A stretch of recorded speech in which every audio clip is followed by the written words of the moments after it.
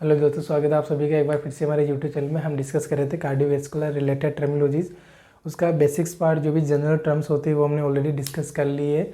उसके बाद में जो सेकंड पार्ट है डिजीज कंडीशन से रिलेटेड जो भी अबनॉर्मलिटी है कार्डियोवैस्कुलर रिलेटेड, उनको हम वन बाय वन डिस्कस कर रहे हैं। तो हमने इसका एक पार्ट ऑलरेडी डिस्कस कर लिया।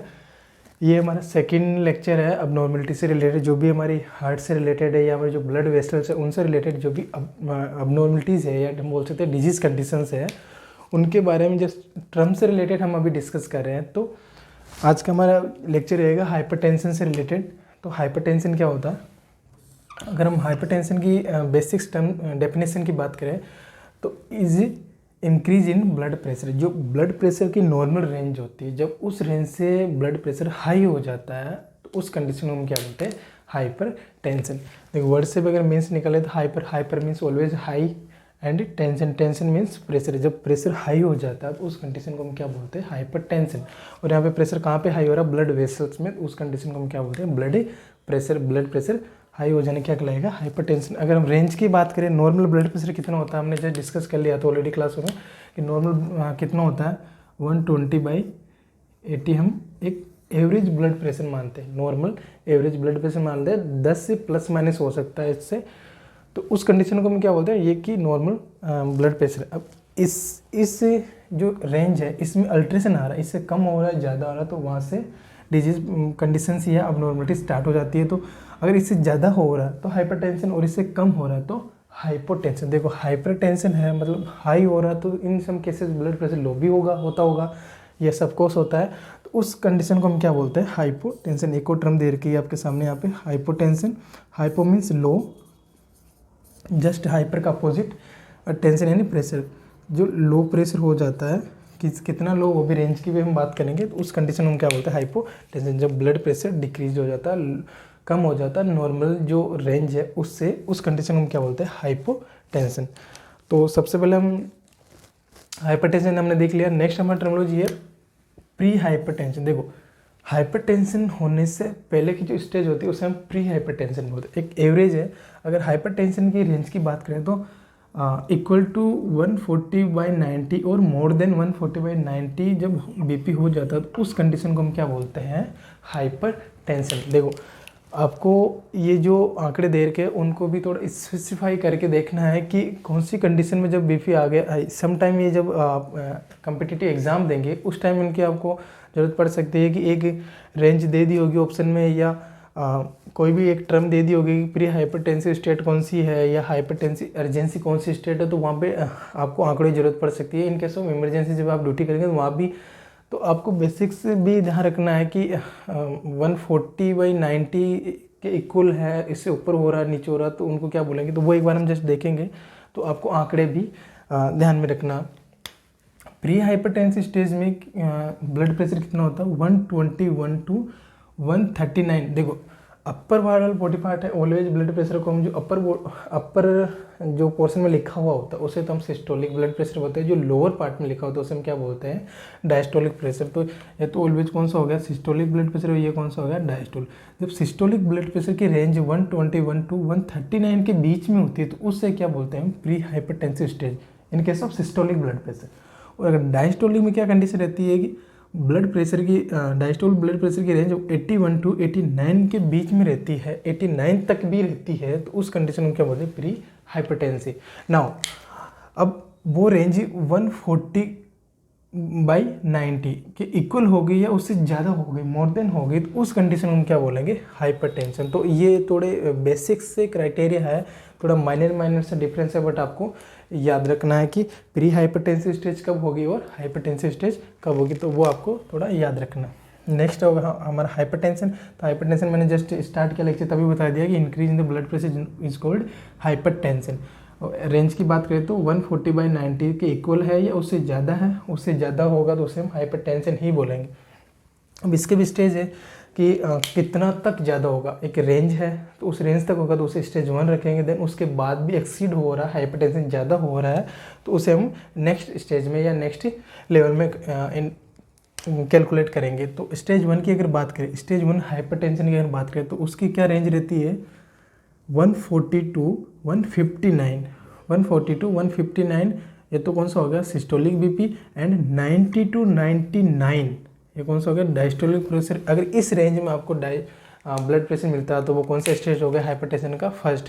एंड सेकंड स्टेज कौन सा हो गया जब आपको ब्लड प्रेशर मोर देन 160 और इक्वल, देखो मैंने मोर देन का साइन भी बना रखा है एंड इक्वल का साइन भी बना रखा है, तो दोनों आपको साथ ही देखना है कि 160 सिस्टोलिक एंड 100 डायस्टोलिक बीपी के इक्वल है या इससे ज़्यादा हो रहा, तो उससे क्या बोलेंगे स्टेज 2 हाइपरटेंशन है। कोई पेशेंट आया है आपके पास और उसकी कंडीशन ये है कि उसके जो ब्लड प्रेशर के आंकड़े हैं वो 160/100 आ रहे हैं, तो उससे हम क्या बोलेंगे इस पेशेंट को स्टेज 2 हाइपरटेंशन है। तो ये चीज़ें आपको याद रखना। जस्ट अभी हम टर्मिनोलॉजीज डिस्कस कर रहे हैं इसलिए हम डिटेल से नहीं जाएंगे कि कौन से केस में ये देखने को मिलता है, कौन से केस में स्टेज 2 हाइपरटेंशन देखने को मिलता है, ये फर्दर होम क्लास में डिस्कस करेंगे। अभी जस्ट हम बेसिक्स टर्म डिस्कस कर रहे हैं इसलिए सुपरफिशियली हम करेंगे डिस्कस।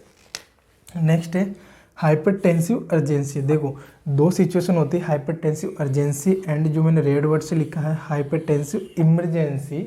तो हाइपरटेंसिव अर्जेंसी कब होती है जब blood pressure more than 180/110 mm of Hg हो जाता है, उस कंडीशन को हम क्या बोलते हैं हाइपरटेंसिव अर्जेंसी।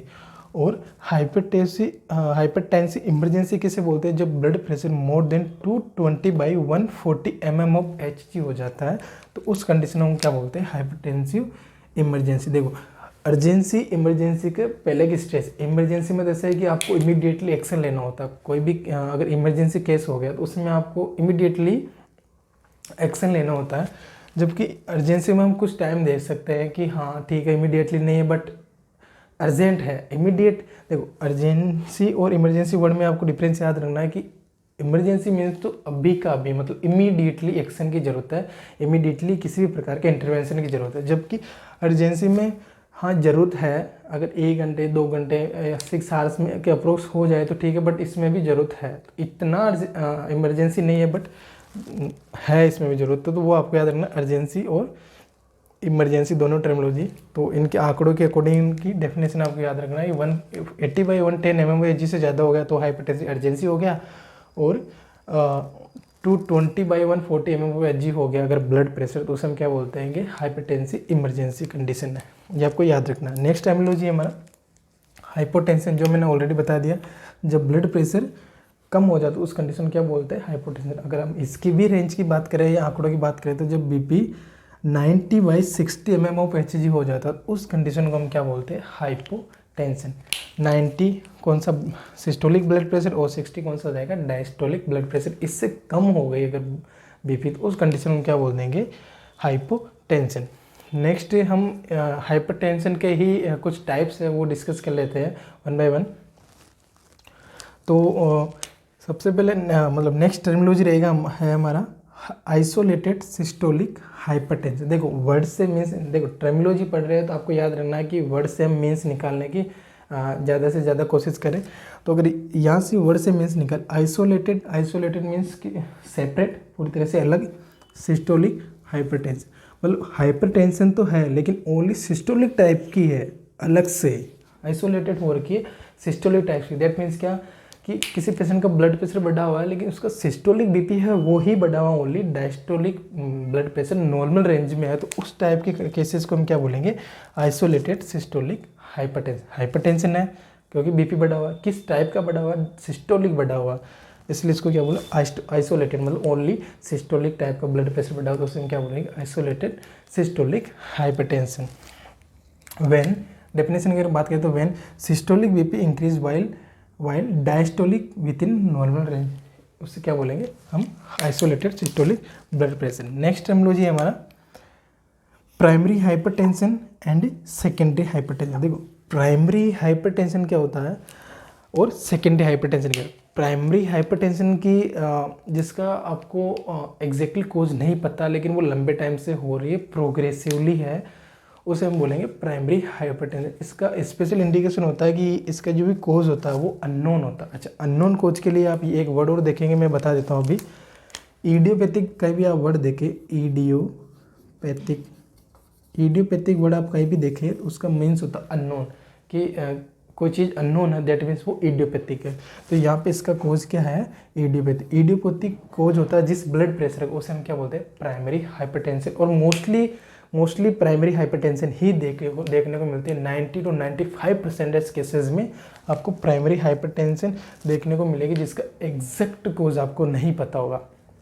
अगर आपको हाइपरटेंशन का एग्जैक्ट कोज पता है कि इस पेशेंट में या किसी पर्सन में हाइपरटेंशन क्यों हो रहा है, एग्जैक्टली इसी वजह से हो रहा है, तो उस कैटेगरी को हम किस में रखेंगे, सेकेंडरी हाइपरटेंशन। जैसे अगर हम एग्जांपल की बात करें तो बहुत सारी डिजीज़ कंडीशंस होती है, जैसे हार्ट से रिलेटेड डिजीज़ कंडीशन हो गई, या हमारी जो ब्रेन से रिलेटेड डिजीज़ कंडीशंस हो गई, या स्पेशली हम बात करें कि वेसल से रिलेटेड डिजीज़ कंडीशन, तो उनकी वजह से हाइपरटेंशन हो रहा है, तो उस कंडीशन को हम क्या बोलेंगे, सेकेंडरी हाइपरटेंशन। तो प्राइमरी हाइपरटेंशन और सेकेंडरी हाइपरटेंशन में कंफ्यूजन नहीं होना। प्राइमरी हाइपरटेंशन क्या होता है, जिसका कोज अननोन होता है और जो कि मोस्टली कंडीशन में पाई जाती है, उसे हम प्राइमरी हाइपरटेंशन बोलते हैं। सेकेंडरी हाइपरटेंशन क्या होता है कि वह हाइपरटेंशन जो कि किसी कोमॉर्बिडिटी की वजह से हो या किसी डिजीज कंडीशन की वजह से हुई है, उसे हम क्या बोल देंगे, सेकेंडरी हाइपरटेंशन। इनकी कोज क्या किस प्रकार से होती है वो फर्दर हम डिस्कस करेंगे। अभी जस्ट आपको प्राइमरी हाइपरटेंशन वर्ड का मीन्स याद रखना, सेकेंडरी हाइपरटेंशन वर्ड का मतलब क्या है या किस प्रकार का ब्लड प्रेशर होता है सेकेंडरी हाइपरटेंशन, तो उसका मीन्स याद रखना। नेक्स्ट हम डिस्कस कर लेते हैं लेबाइल हाइपरटेंशन। लेबाइल हाइपरटेंशन क्या होता है, unexpected change in the blood pressure is temporary और फॉर शॉर्ट टाइम। अनएक्सेप्ट सडनली, जैसे मैं अभी आपके सामने बिल्कुल नॉर्मल स्टेज में खड़ा हूँ, अचानक से ब्लड प्रेशर में चेंजेस आ गया, देर में भी हाइपरटेंशन एंड हाइपरटेंशन, ज़्यादातर हाइपरटेंशन ही होता है, तो उस प्रकार के केस को हम क्या बोलते हैं, लेबल वर्ड क्यों यूज किया, क्योंकि शॉर्ट टाइम के लिए हो रहा है, विद इन मिनट्स या विद इन सेकेंड्स या हम बोल सकते हैं विद इन आवर्स वो सेटल हो जाएगा, तो उस कंडीशन को हम क्या बोलते हैं, लेबाइल हाइपरटेंशन। कि शॉर्ट टाइम के लिए ब्लड प्रेशर बढ़ गया अचानक से सडनली, जिसकी हमें उम्मीद नहीं थी, और वो वापस से ऑटोमेटिकली सेटल हो गया, कुछ मेडिसिन देने के बाद सेटल हो गया, तो उस कंडीशन को क्या बोलते हैं, लेबाइल हाइपरटेंशन। सिंपली आपको याद रखना है। नेक्स्ट है प्रोक्सिमल हाइपरटेंशन। प्रोक्सिमल हाइपरटेंशन क्या होता है, ये देखो, प्रोक्सिमल हाइपरटेंशन है, वाइट कोट हाइपरटेंशन है, ऑर्थोस्टैटिक हाइपरटेंशन है या हाइपरटेंशन है, तो ये सब इसी के ही टाइप्स है, लेबाइल हाइपरटेंशन के ही सब टाइप है। किसे कि इनके पास यहाँ पे स्पेशल कोज दे रखा है कि किस कोज की वजह से शॉर्ट टाइम के लिए ब्लड प्रेशर में वेरिएशन देखने को मिला हुआ है, तो उस कोज के आधार पे इनको अलग अलग टाइप्स में डिवाइड कर दिया। तो जैसे प्रोक्सिमल हाइपरटेंशन है, तो episodic and volatile increase in blood pressure that caused by stress and such disease condition.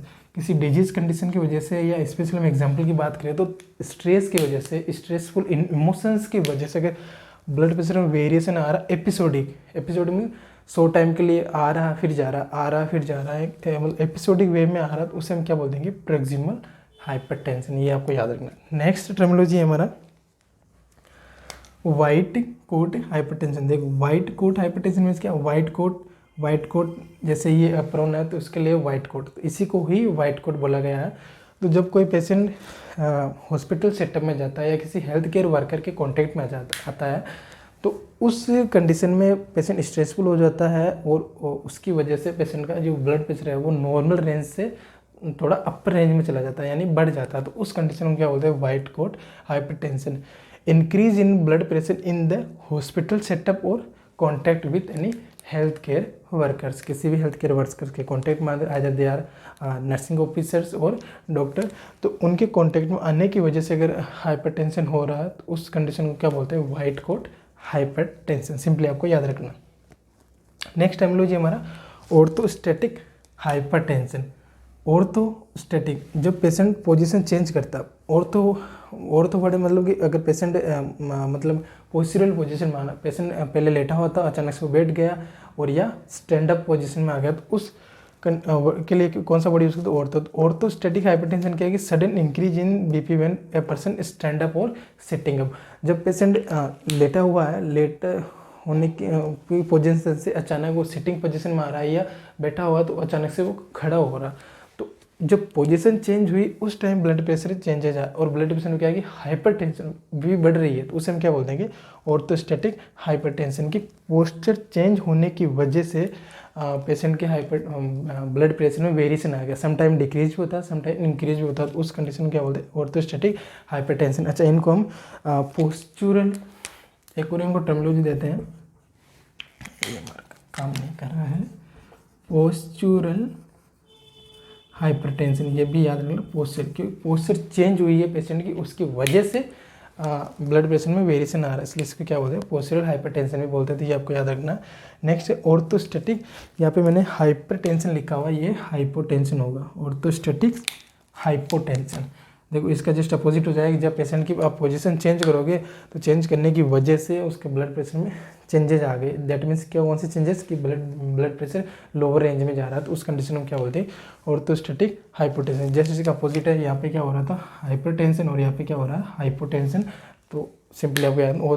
और अगर हम वेरिएशन की बात करें कितना वेरिएशन आता है, तो 10 to 20 mm ऑफ Hg का ही वेरिएशन आता है। अगर मैं स्पेशली बात करूँ कितना वेरिएशन आता है हमारे ब्लड प्रेशर में, तो वो सिंपल आपको याद रखना है। नेक्स्ट है पोस्ट प्रांडियल हाइपरटेंशन। देखो पोस्ट अगर हम वर्ड की बात करें तो पोस्ट मीन्स बाद में, किसके बाद में, अगर प्रांडियल वर्ड की बात करूँ कि ये किसके लिए आता है, तो ये मील के लिए, हम जो हमारा जो खाना होता है उसके लिए आता है प्रांडियल वर्ड हाइपोटेंशन।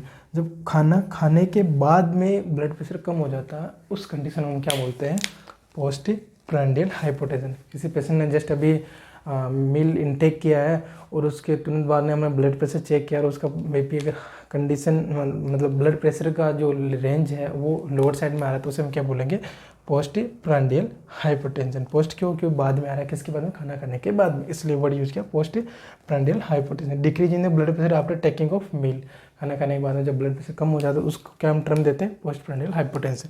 नेक्स्ट हमारा टर्मिनोलॉजी है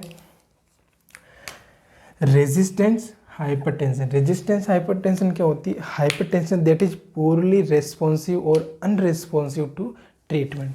मतलब हम बोल सकते हैं जिद्दी टाइप की हाइपरटेंशन जो कि ट्रीट ही नहीं होती है। वैसे हाइपरटेंशन कंप्लीटली अनट्रीटेबल होता है, बट मेडिसिन देने के बाद में मेडिसिन का इफेक्ट आता है और मेडिसिन के रेस्पॉन्स की वजह से बीपी नॉर्मल रेंज में भी चलता है पेशेंट का। बट रेजिस्टेंट हाइपरटेंशन क्या है कि इस प्रकार का हाइपरटेंशन जो मेडिसिन का बहुत पुअरली रेस्पॉन्स दे रहा है, कि मेडिसिन के प्रति ही रेजिस्टेंस बना लिया है या उसका रेस्पॉन्स दे ही नहीं रहा, जिद्दी टाइप का हो गया, तो उस कंडीशन को क्या बोलते हैं हम रेजिस्टेंट हाइपरटेंशन। तो ये भी आपको याद रखना। ये कुछ हमारी बेसिक्स टर्मिनोलॉजी हाइपरटेंशन से रिलेटेड। इसी प्रकार बने रहिए हमारे यूट्यूब चैनल में। किसी भी प्रकार का कुछ डाउट हो तो आप हमें बता सकते हैं। Thank you so much.